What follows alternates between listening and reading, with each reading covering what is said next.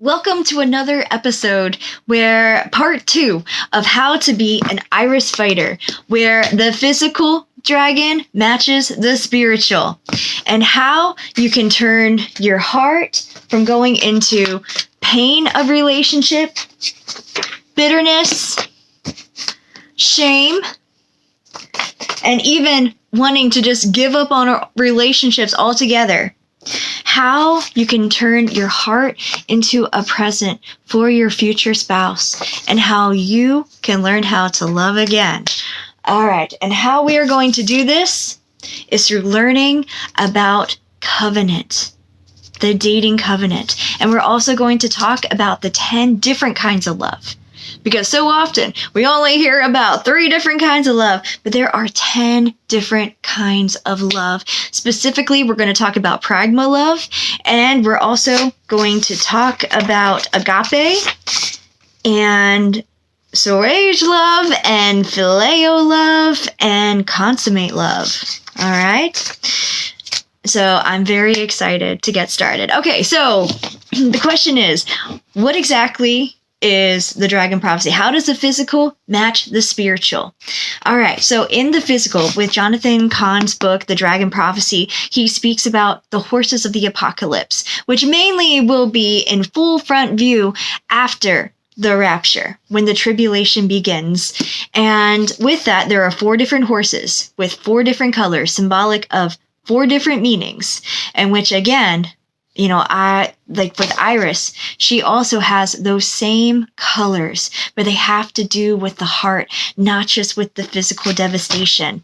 Okay, so basically for the first horseman, that would be of war, which that is symbolic of the gender war of the heart.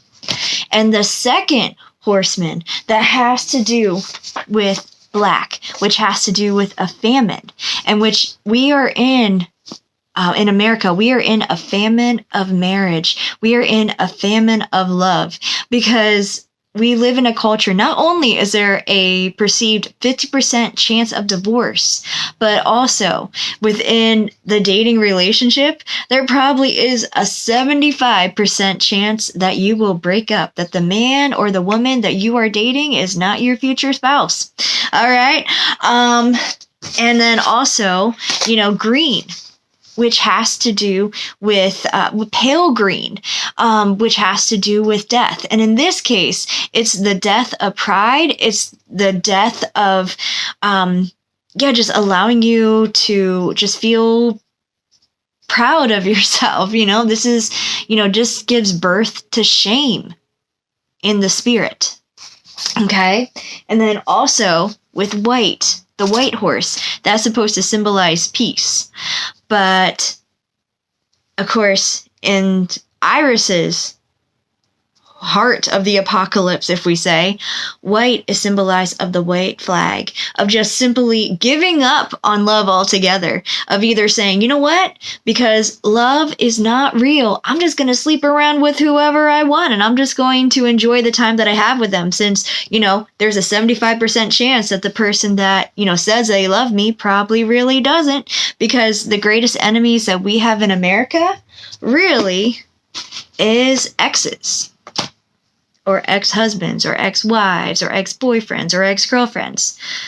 In America, it's like we are our own worst enemy. Like, we're like a big bleeding heart.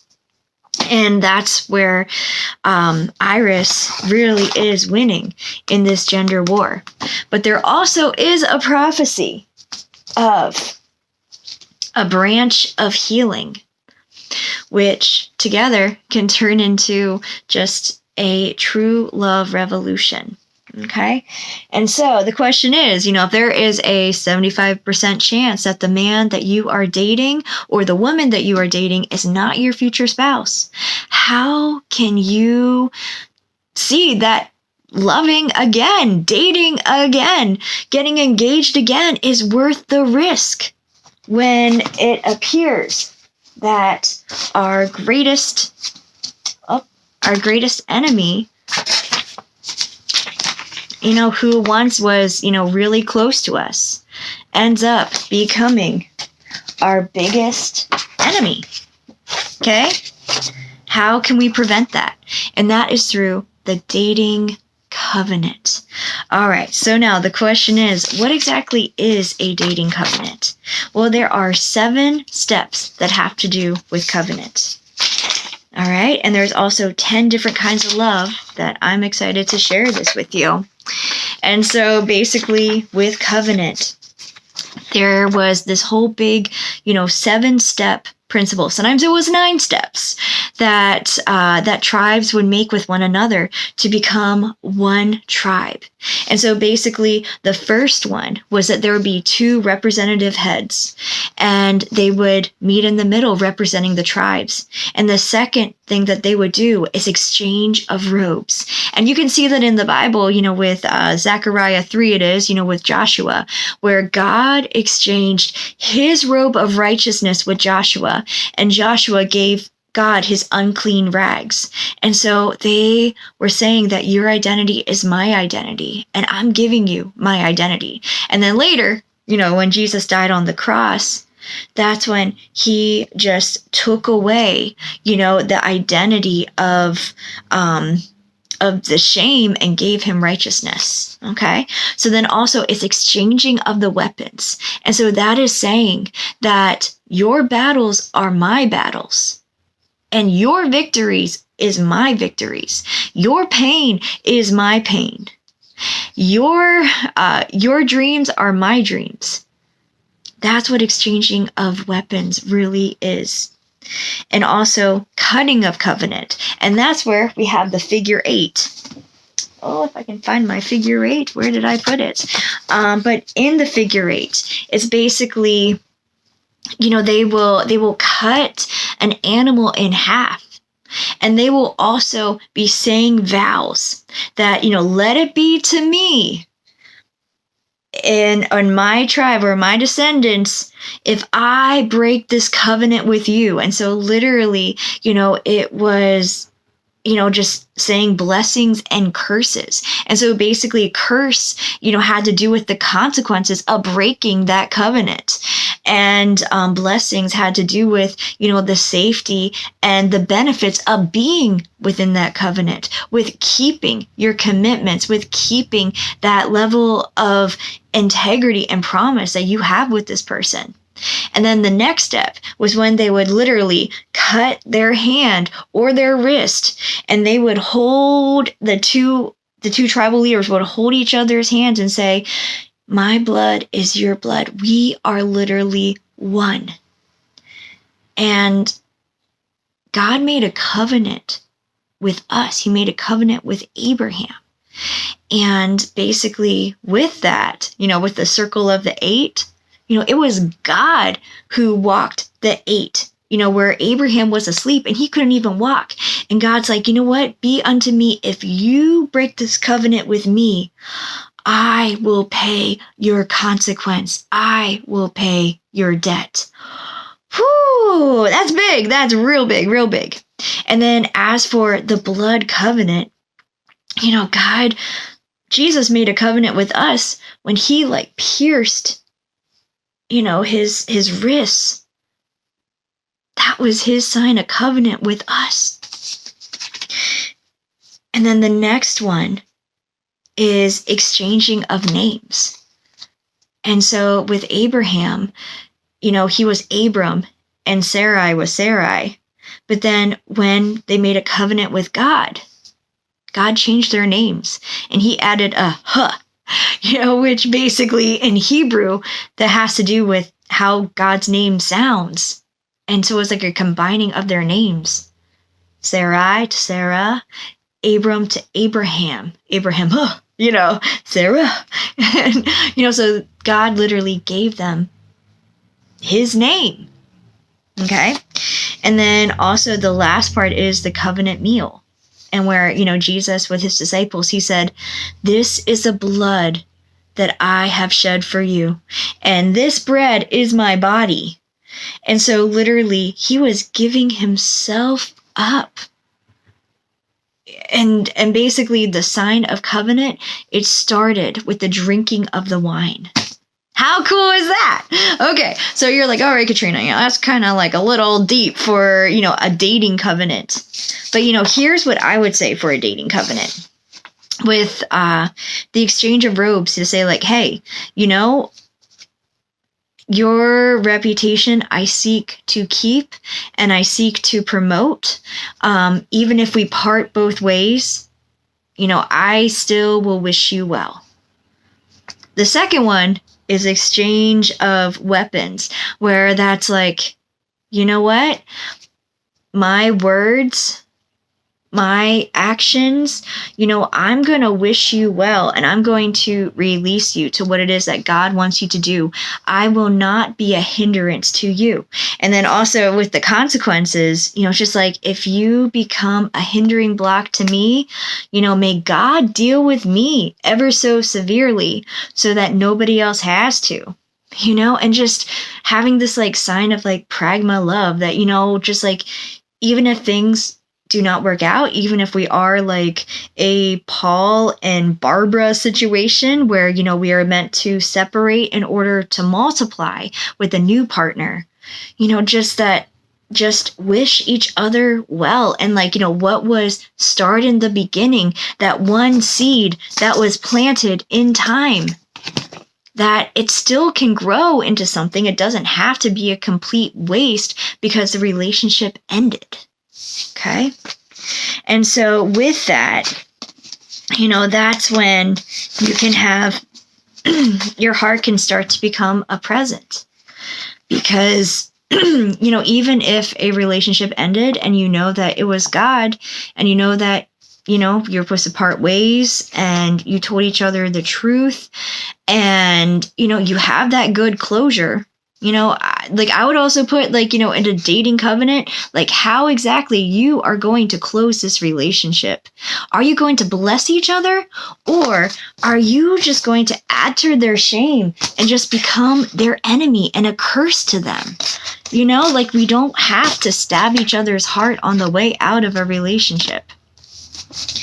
And so with the 10 different kinds of love, with creating a dating covenant with your partner at that moment, just be like, hey, you know what? Even if we don't work out, I'm still going to wish you well. I'm not going to make your life harder. I am going to release you to what God has you to do. Just having that kind of,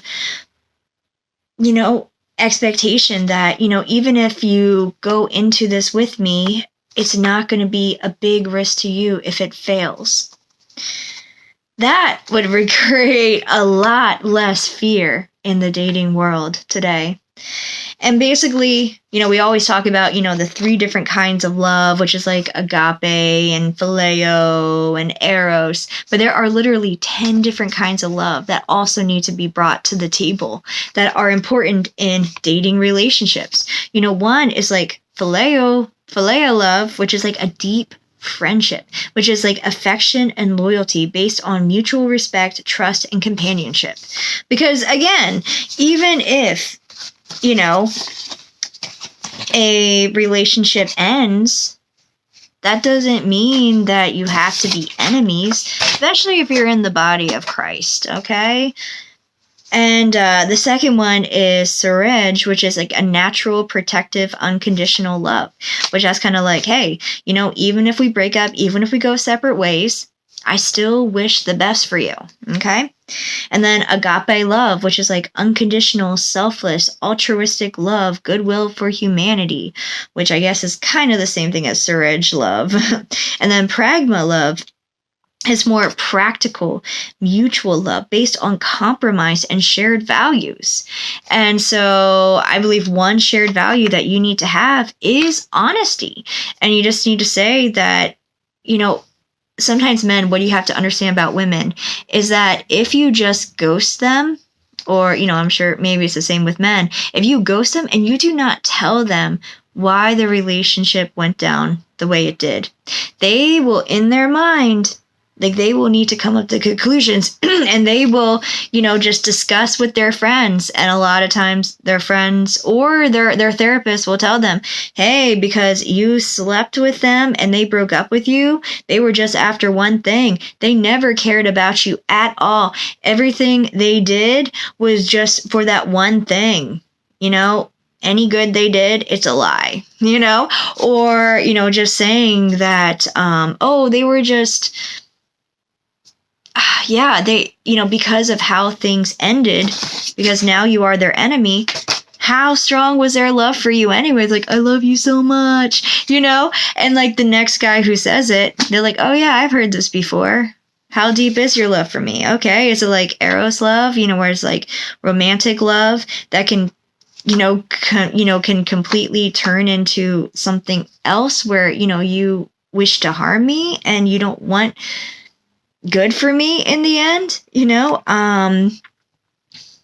and just like the strongest love, which I think only marriage is able to contain, is consummate love, which is the complete, well-rounded love that perfectly balances Eros, which is like, the romantic, passionate feeling of love, Phileo love, which is that deep friendship and respect and mutual trust and companionship for each other, and pragma love, which is that long-term protective, practical, mature, based on compromise and shared values. This is enduring love.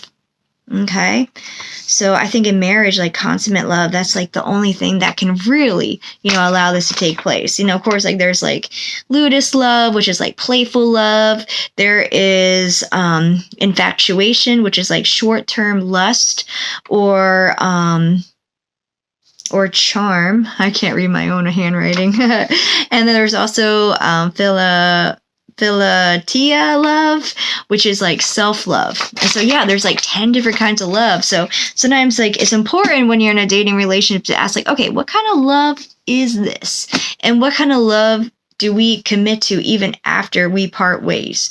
Because again, like why stab each other's heart, and leave it, just bittered and broken and confused? Why can't you just, say like, hey, it didn't work out. We were going two different ways. I still wish you well. I'm still rooting for you, but like, I can't walk with you through this. There is like some boundaries that I just can't go with you through this. Like there's battles that you need to fight on your own. There are, certain value systems that we have that do not align. There are different paths that, that we are not meant to walk together with.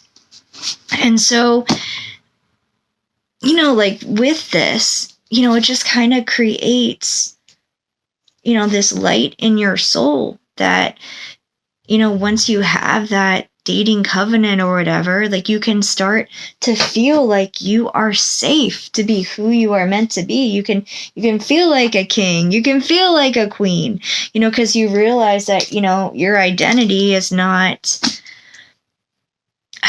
it's like you can only grow in places where you feel like you have a firm foundation and that you can trust those around you. And I mean, I guess you can trust God, that eventually he's going to, see you through, that he's going to show you the truth. Even when things are just like spinning around and you just don't know what's going on. But my encouragement to you, hopefully this all made sense, is that, when you light your candle, and this is like a healing candle, when you light that candle with, your discernment, when you light it with the joy that is in your heart, when you light it with, that healed heart, that's when you can truly reflect God's love for you. And that's when, the diamond, that light can shine on the diamond, and that can create just, a reflection of promise that you can look back and be like, wow, even though, I went through all of this, My heart has become a present. And I can see myself the way that God sees me. And I can be who God told me to be, and I can bloom because no matter what happens, I'm safe. And yeah, I hope this made sense, and if any questions, feel free to comment below. But yes, hopefully you understand that, yes, there is a big risk of not only marriages not working out 50%, but in dating too. The reality is that the person that you're dating, there is a 75, 80, 90% chance that this is not going to be your future spouse, that you're going to break up with them. So, so with that, it's just important to have that kind of, that kind of environment, just write a prenup for dating, if you will. And, write a dating covenant to be like, hey, even if this ends, this is how I'm going to respond. This is how I'm going to pray for you ahead of time. Like, I'm not going to let my heart become bitter. I'm not going to let my shame just rule my life. I am not going to believe that every man that comes into my life is just going to stab my heart again. Or every woman is not going to stab my heart again.